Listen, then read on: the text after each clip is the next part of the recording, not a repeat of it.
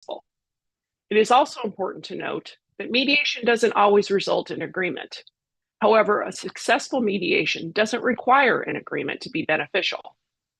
Even without agreement, significant progress is made when parties meet and discuss their issues. Relationships are formed, stakeholders get to know each other, and they gain a better understanding of each other's perspectives and interests. And as we know, this is half the battle. So how does a mediation work? Typically, disputing parties will come together at an agreed upon time, either in person or virtually. These days, since the pandemic, most of the mediations are done virtually, but we also have plenty that are done in person. The mediator provides an opening statement, which includes a discussion of the three tenets I just discussed, and an explanation of the mediation process. Each party is then given an opportunity to speak uninterrupted, providing their perspective, interests, and what they hope to accomplish during the process. From there, the conversation continues. If discussions become heated, the mediator uses tactics to reduce the tension and make the parties more comfortable. As long as the parties are committed to finding a solution that works for everyone, the dispute can typically be resolved. However, if the parties are clinging to principle and being right or winning, the dispute typically isn't resolved. Regardless, all parties are allowed to be heard, which is important and too often a missing component in any conflict. Just a couple of notes about mediation. Sometimes resolving a dispute requires several mediated sessions. Meeting for more than a few hours at a time can be exhausting and counterproductive. Second, mediation allows for stakeholders to meet with a mediator privately without the other party or parties present. This can reduce tension and facilitate a deeper exploration of possible solutions. Third, the magic of mediation lies in the flexibility of the process. It empowers parties to craft their own solution, which a court or elected body may not be able to achieve. Of course, local governments are involved in legal disputes all the time, some of which are mediated. These court-related disputes include contract disputes, trip and falls, employment disputes, and other kinds of lawsuits. What I propose today is using mediation as a tool for conflict in other arenas as well. And I'll be honest with you, using mediation to resolve conflict in these other arenas remains largely theoretical. However, I will discuss potential uses, and if anyone in the audience is aware of examples in your own community or in other communities, I would love to hear about them. The business of city and county governments is unique. The principles distinguishing local government from the private sector can complicate mediation. Often, more than two interests are involved, disputes tend to be very visible, and government processes are rarely swift. Despite these challenges, mediation can be a useful tool because it promotes collaboration, empathy, and a focus on the common good, which align with the principles of public service. Today, I'm going to discuss three typical conflicts local governments face: development projects, quality of life issues, and shifting business trends.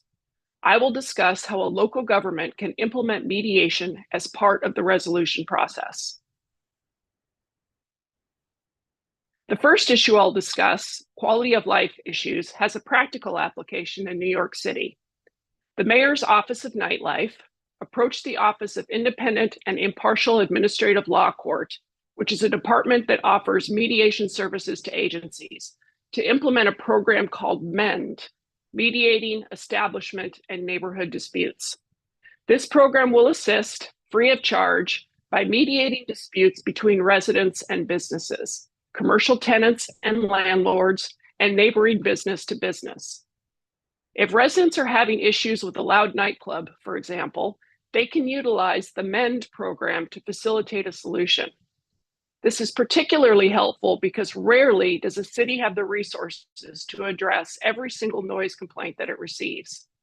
As such, these disputes can carry on with no resolution indefinitely. Second, mediation allows both the business and the residents equal billing in the dispute. Often, a business's rights might be overshadowed by the barrage of resident complaints. Or, on the other hand, a business may dismiss citations as merely the cost of doing business. A mediation compels the parties to talk to one another and consequently build a relationship, which can be a game changer. It also allows the parties to be heard, which can't be guaranteed if a code or police officer is involved. What results is an agreement that the disputing parties developed themselves, which creates an organic buy-in and accountability. And again, if the parties can't come to an agreement, the issue moves forward as it typically would have without mediation. The second example is development conflicts. Involving mediation early in development disputes can prevent escalations by ensuring all parties are heard, balancing the playing field with the developers. In the cities where I've worked, it is commonplace for developers to meet with neighborhoods to discuss a new project, but it's usually the developer leading the discussion and getting input from the neighbors. And in many cases, this method may work well enough, but sometimes the development is particularly controversial, and the developer is unable to gain support from their project from the neighborhood, thus impacting whether or not they get the approval from the elected body. In these cases, sending the dispute to a third-party neutral to facilitate a resolution could prove beneficial for both the developer as well as the neighborhood. Since neither party is forced to agree, there isn't a win-lose dynamic. If the parties can't come to a resolution, then it proceeds as though there was no mediation. But if they do come to a resolution, it could save the city hours of public hearings, political infighting, legal expenses, late-night commission meetings, and damaged relationships. It also sets the stage for future conflict resolution. The third example I'll talk about today is using mediation to resolve conflicts surrounding emerging or evolving business practices, like ride sharing, busking, food trucks, scooters. Many of these trends precede specific regulatory frameworks within your code, or they did. And since the code doesn't exist to specifically address, the tendency is for cities and counties to prohibit the practice until further study and research is done by staff. In the meantime, residents are complaining, businesses are complaining, police officers don't know how to deal with it, the companies are filing lawsuits against the city, and general chaos ensues while the city tries to figure this all out. Mediation could facilitate a more efficient and collaborative approach to integration into community life. The chaos can be preempted by a process that brings all the parties together to figure out what will work best in the community.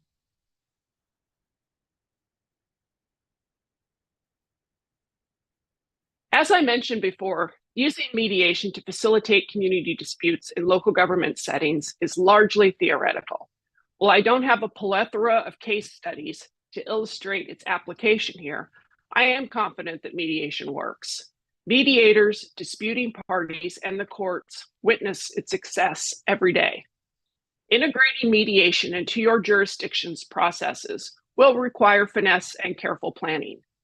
Even if you don't incorporate mediation into these specific conflicts that I talked about today, you might find other valuable uses for it within your community. Mediation isn't meant to replace your jurisdiction's processes, but rather to support them.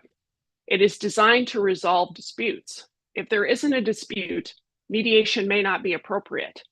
However, when conflict arises and maintaining peace is the goal, mediation becomes an effective tool.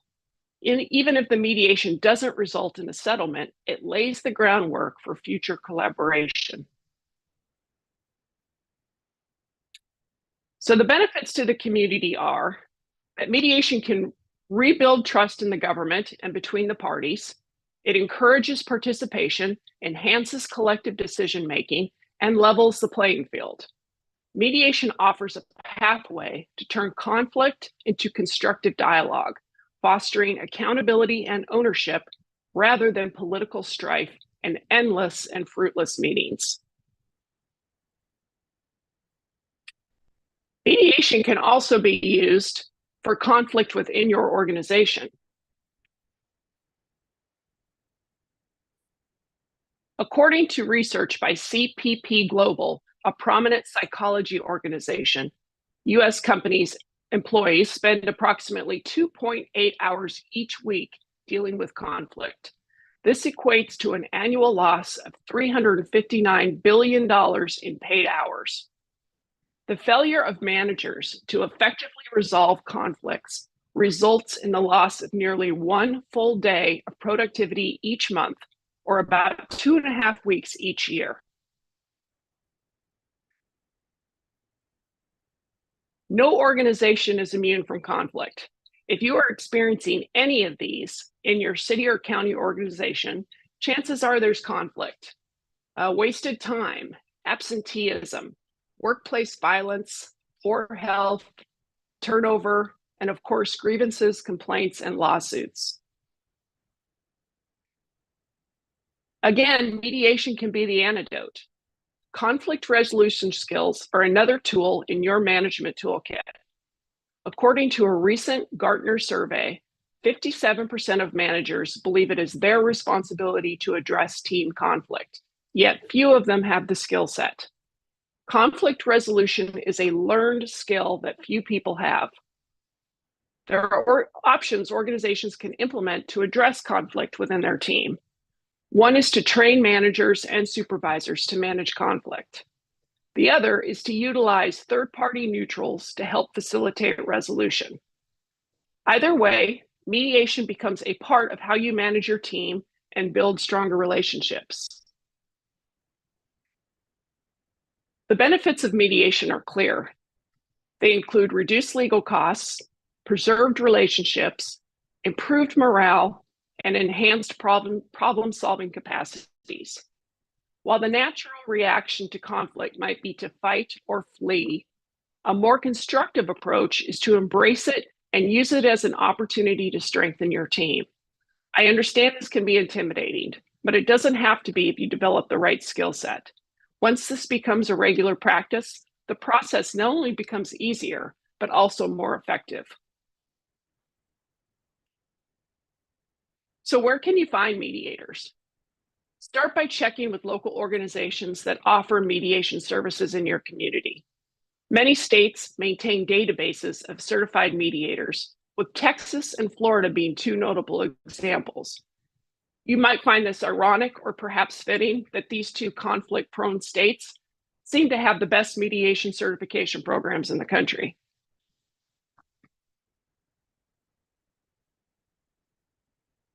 However, you don't need to be certified in mediation to learn and practice effective conflict resolution. So I'm offering some effective skills that you can start practicing today. Number one, active listening.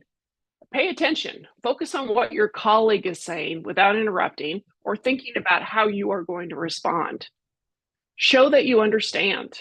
Maintain eye contact. Don't look at your phone. Don't look around. Look at the person that you're talking to. Reflect and clarify. I like to answer or ask questions to ensure that I understand. And this also lets the person know that you are listening. Practice empathy. And this is not to be confused with sympathy. Put yourself in their shoes. Try to understand the situation from the other person's perspective. Acknowledge the emotions and concerns that come from the other party or parties. And be compassionate and genuine and authentic. Effective communication, using I statements. Express your thoughts and feelings without blaming others. I feel irritated when you don't clean up after yourself in the cafeteria. Only you are responsible for how you feel. Communicate your points directly and avoid unnecessary sarcasm, which I can tell you for me is very difficult. I'm an incredibly sarcastic person. Pay attention to your nonverbal cues, such as your body language. Are you crossing your arms? Are you Keeping your head down, your facial expressions, and the tone of your voice are all very important. Problem solving. Identify the root cause of the problem. And this is going to require a deep dive and reflection into your own motives. Dig deeper to understand the underlying issues for the other party. You can do this by asking questions, but avoid using the word why, as why typically comes across as accusatory. Brainstorm solutions. Collaborate with the other party to come up with multiple possible solutions, and then discuss the pros and cons of those options and agree on the best course of action.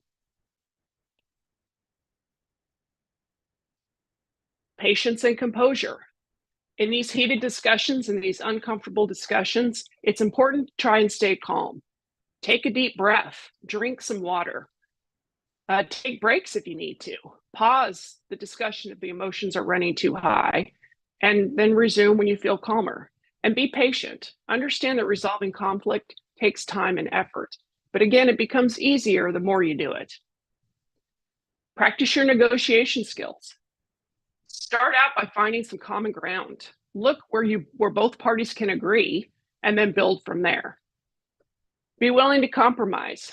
Show flexibility and readiness to make concessions. Remember that the goal is to resolve the conflict, not win it. Strive for outcomes that satisfy the needs of all the parties involved. Finally, follow up. Review the agreement. Make sure everyone understands and agrees to the decided actions. Monitor the progress. Keep track of the implementation of solutions and address any new issues that may arise. Provide feedback. Offer constructive feedback and celebrate your successes to reinforce positive behavior. One common misconception about fostering healthy workplace relationships is that coworkers need to be friends. In reality, they don't even have to like each other. Relieving that pressure to be buddies or like family with your colleagues can be quite liberating. Respect for your colleagues is far more important, and respect is built through these skills. By engaging in this process, you get to know the people that you work with, and who knows, you might end up liking them anyway. In the end, mediation fosters an environment where open communication is valued and conflicts are seen as opportunities for growth rather than obstacles. This shift in perspective can transform workplace dynamics, making it a more collaborative and supportive space. So the next time conflict arises, remember that it's not a threat, but a chance to improve and evolve as a team. These are techniques you can also use at home. Practice with your partner or your kids or your super annoying neighbor. To summarize, a commitment to resolve a dispute rather than win one is the focus of mediation and the genesis of a healthy workplace and community.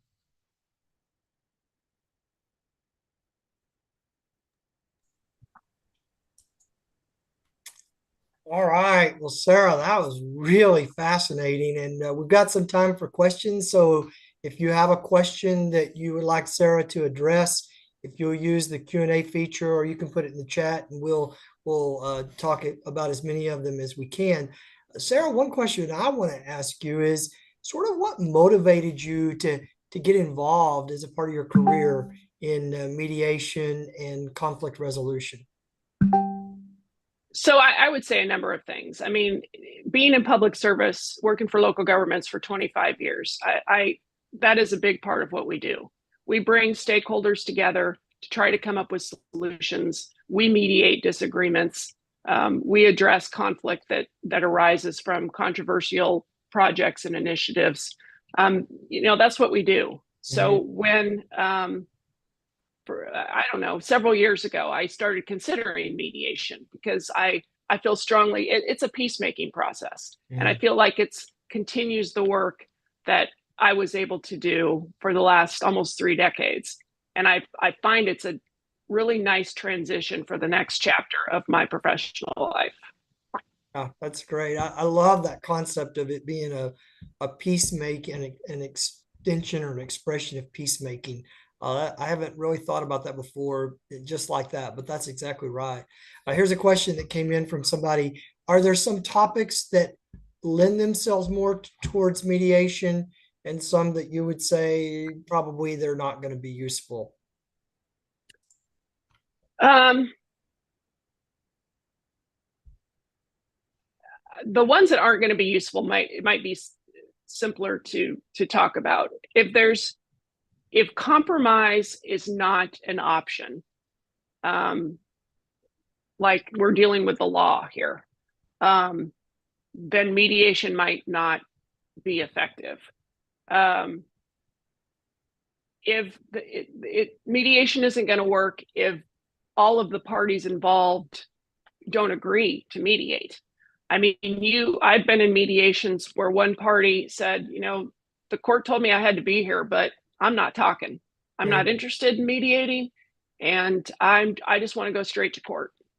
So it doesn't work in those cases, and that's going to take the finesse and planning that I was talking about, is figuring out how to get parties together, especially if they just completely disagree with each other and are so set in their ways and their positions and their stances that they are unwilling to talk. That's tough, and that takes some finesse to be able to arrange. Yeah, for sure.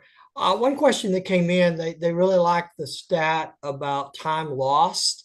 Can you give us the link from where that study comes from? And if you have time to give it to us in now, we can put it in the chat box, or otherwise just send it to us and we'll share it with everyone. I'll have to find that and I'll send it to you. All right, well, we'll get it to everyone that's registered for the webinar. One question I wanted to ask you is, obviously there's a lot of things you can't talk about, but can you give us a little background on maybe one particularly challenging mediation experience that you had without violating anything ethically? We wouldn't want you to do that. So I can think of a couple that kind of fall into a general category where one party is suing the other party, and one or both of the parties are just convinced that the law is on their side. That, I can take this to court and I'm going to win because I'm following the law and A, B, and C, and I don't need to be here. And mediator, I need you to convince the other side of that. Mm-hmm.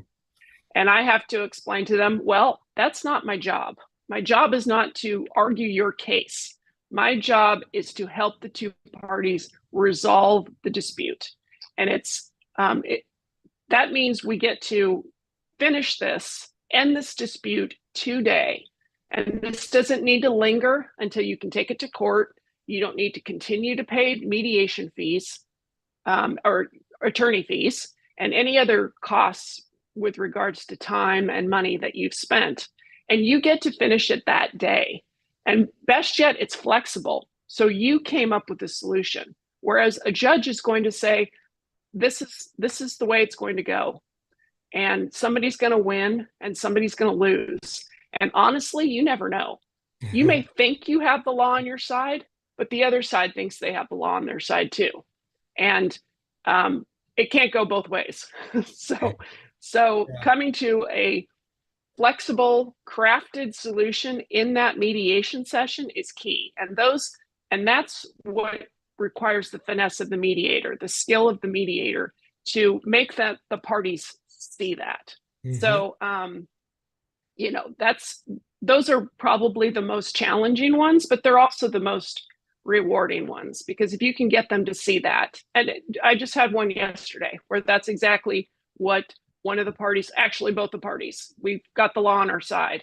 I'm like, okay, you may have the law on your side. That may be absolutely right, but who knows when this is going to get to court?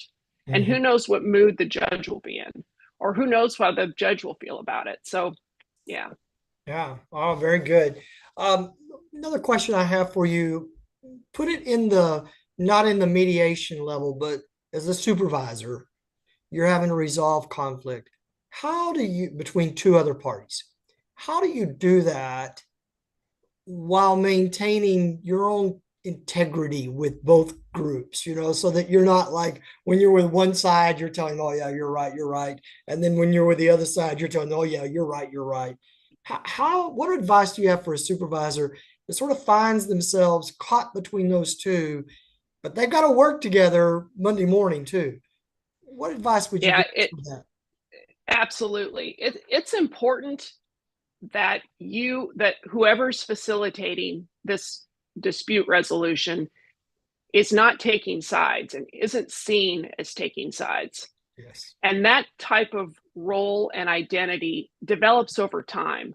So if you as a supervisor or manager don't feel like both parties see you as that impartial, non-side taking boss, then it's probably best that you not be involved. And I would say that that's important as a manager anyway, to not show favoritism or show taking sides. Even if it's a difficult employee, you're still their boss. They're still a human being, and we still need to work together. So if getting rid of them or letting them go is not an option, then you need to maintain that professionalism, neutral stance. And if and again, if you don't feel like you have that, then you need to let somebody else do it. But as the what a boss has that perhaps somebody that's brought in doesn't have is they have some background of the context of the dispute. So they're not starting from scratch.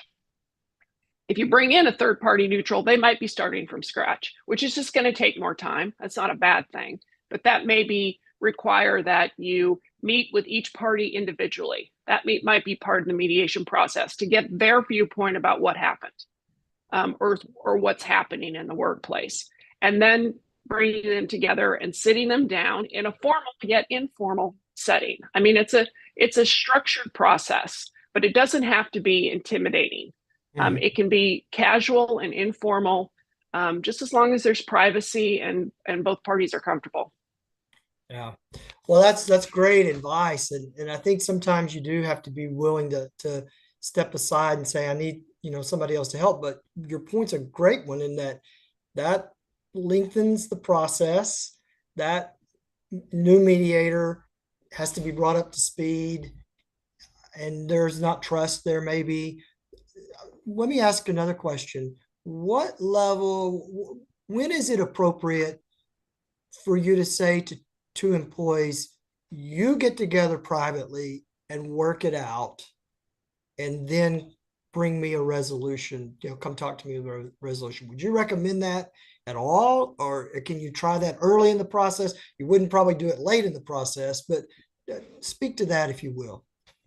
Yeah, right. The earlier that's going to work only if it's earlier. Sometimes relationships are so damaged that that's just very nearly impossible.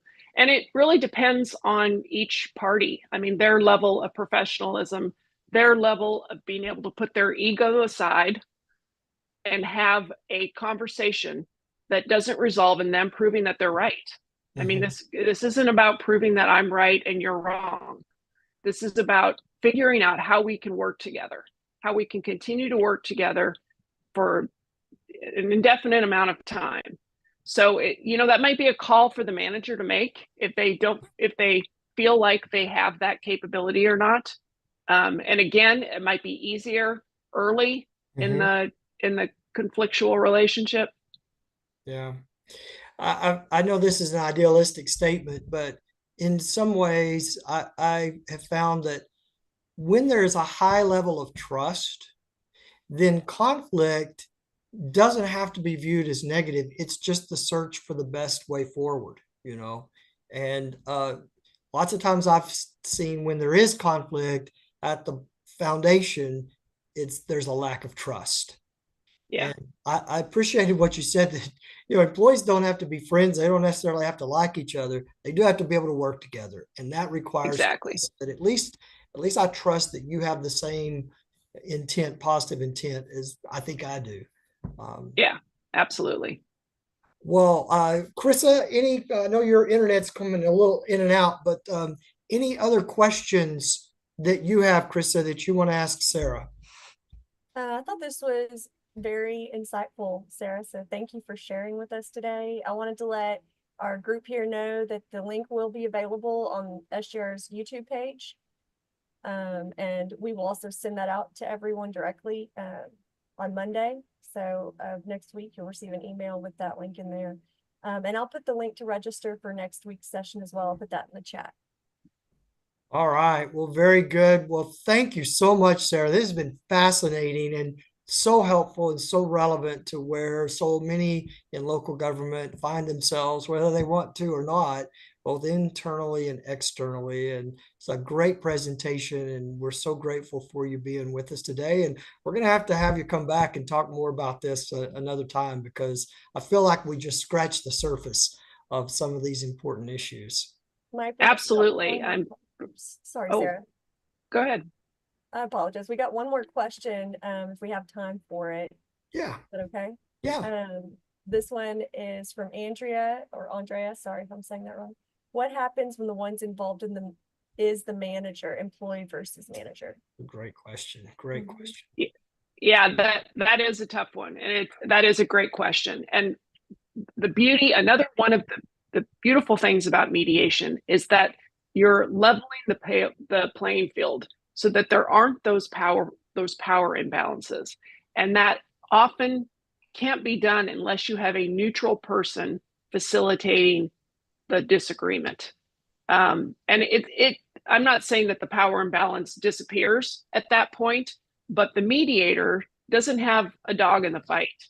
So they're there simply to facilitate a conversation. And one of the tenets of mediation is confidentiality. So both parties can feel free to express their perspective and their interests without any repercussions afterwards. Now you say, okay, well, that's easier said than done. But as I mentioned, mediation also allows an opportunity for the mediator to meet separately with either of the parties if they don't feel comfortable with the other person in the room. So then the mediator and the party can discuss options and then bring them back to the other party. So there's different methods that a neutral third party can use to, like I said, mitigate the power imbalances. And that, as with a manager and his or her employee. Boy, that's great. Great question and super insight. We really appreciate it. And so thanks again, Sarah, for being with us. Thank you for all of you that have joined us. And thank you, Lisa, who's working behind the scenes to make all these webinars possible. And we look forward, Chris and I look forward to being with you at the next Wednesday webinar. So have a great week, and we'll see you down the road. All right. Thank you. Bye-bye.